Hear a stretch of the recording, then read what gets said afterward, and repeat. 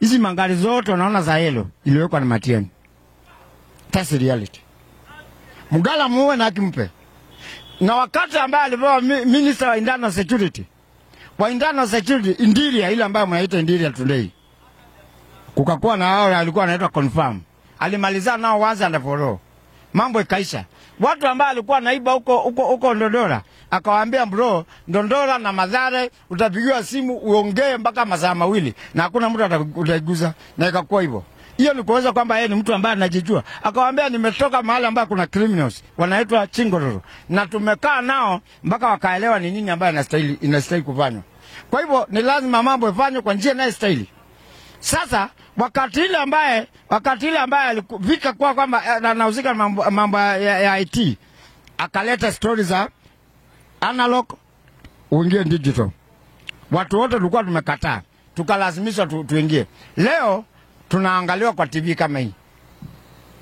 Leo unaweza angalia TV kwa simu yako ukiwa kwa nyumba yako.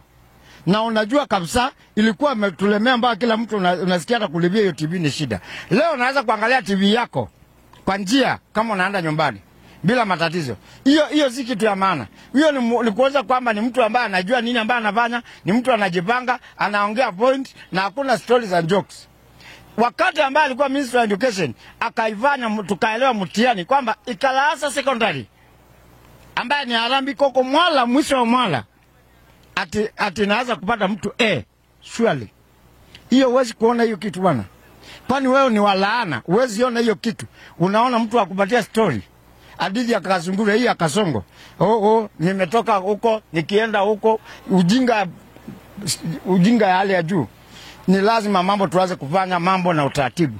Nataka kuambia hivi. Mimi sitaki niongee hii story nyingi ama niwapatie story nyingi ya vile ambaye mtu atafanya.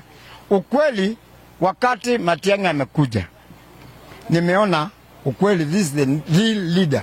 One, tunahitaji a bulldozer. Two, ni proposed by a young generation ambaye wanataka new blood in politics. Tumetoka na story ya Raila Amolo Odinga. Ninasema na hiyo ni story ya Kakazungura. Hiyo tukajua hiyo ni ujinga. Ya Kasongo kutoka huko mpaka na huko Mwala, kupita huko mpaka Makangundo mpaka hiyo ujinga pana. Ile kitu ambayo tunataka reality. Story ambayo inafanywa kama nchi zingine.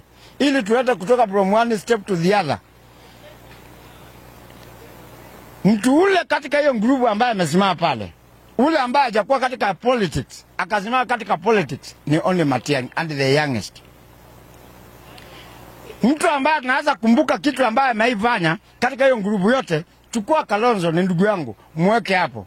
Chukua Raila Amolo Odinga ambaye nimekuwa mbuazi yake for the last 25 years, mweke hapo.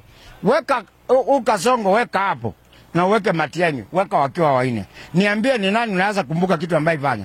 Raila amekuwa mbunge wa hapo Kibira more than almost 20 years. Amejenga hata choo.